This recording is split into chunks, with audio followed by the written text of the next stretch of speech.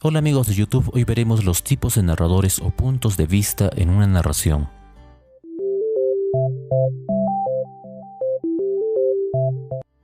No es lo mismo autor y narrador.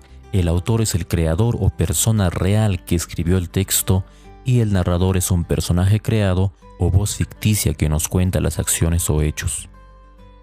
Tomando en cuenta a Genet y su clasificación de los narradores de acuerdo a su participación en la historia o diégesis, los clasificaremos en dos categorías: el narrador heterodiegético, que no es parte de la historia, y el narrador homodiegético, que sí participa en ella.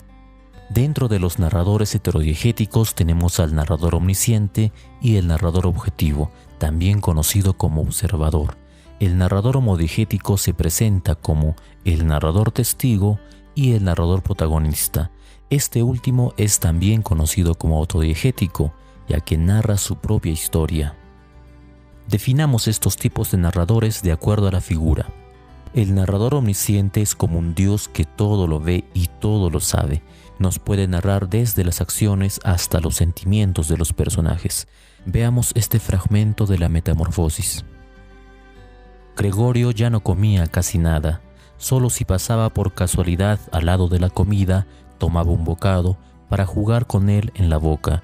Lo mantenía allí horas y horas y la mayoría de las veces acababa por escupirlo.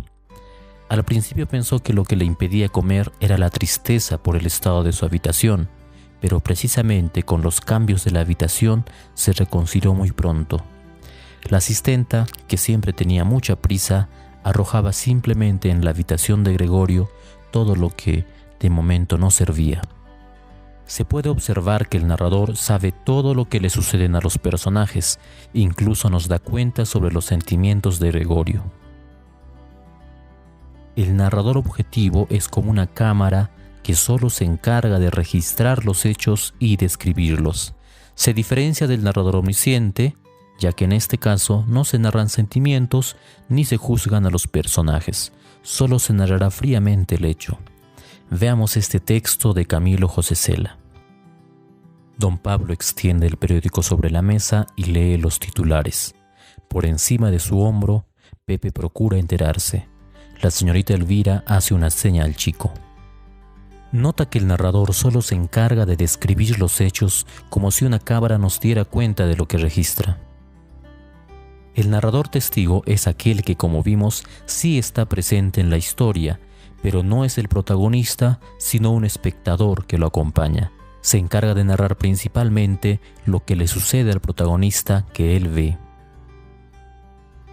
Holmes pasó junto a la sirvienta y se precipitó en la sala, seguido por el rey y por mí. El mobiliario estaba esparcido en todas direcciones, con estanterías desmontadas y cajones abiertos, como si la señora los hubiera vaciado a toda prisa antes de escapar. Holmes corrió hacia el cordón de la campanilla, arrancó una tablilla corrediza y, metiendo la mano, sacó una fotografía y una carta. Notamos que la historia es ahora narrada por Watson, quien sí participa en la historia, pero el protagonista es Sherlock Holmes. El narrador protagonista se presenta cuando el personaje principal narra lo que a él le sucede, es decir, nos cuenta su propia historia y es el centro de ella. Una noche en que volvía a casa completamente embriagado, después de una de mis correrías por la ciudad, me pareció que el gato evitaba mi presencia. Lo alcé en brazos, pero asustado por mi violencia, me mordió ligeramente en la mano. En este fragmento, el narrador nos está contando su propia historia. Según la persona gramatical que predomina en cada narrador, podemos ubicar a los dos primeros en tercera persona y a los dos últimos en primera persona. Debemos añadir también algunos otros casos. El narrador en segunda persona suele poner al lector como protagonista, o también puede realizar una autorreflexión. Según sea el caso, podemos ubicarlo como protagonista si fuera autorreflexivo, o testigo si el lector fuera el protagonista. Incluso puede ser un narrador heterodiegético. Observemos el siguiente texto. Lees y relees el aviso, parece dirigido a ti, a nadie más. Distraído, dejas que la ceniza del cigarro caiga dentro de la taza de té que has estado bebiendo en este cafetín sucio y barato. Tú releerás. La narración no siempre se da desde una sola perspectiva. A veces, más de un narrador nos cuenta los hechos según su versión. A esto le llamamos perspectiva múltiple o enfoque narrativo múltiple, ya que hace saltos de un narrador a otro. Un ejemplo claro es la novela de Faulkner, donde 15 narradores cuentan sus versiones del mismo hecho. Pero este cambio puede hacerse incluso en un mismo párrafo. Veamos el siguiente ejemplo. Todavía llevaban pantalón corto ese año. Aún no fumábamos. Entre todos los deportes preferían el fútbol y estábamos aprendiendo a correr olas, a zambullirnos desde el segundo trampolín del terrazas, y eran traviesos, lampiños, curiosos, muy ágiles, voraces.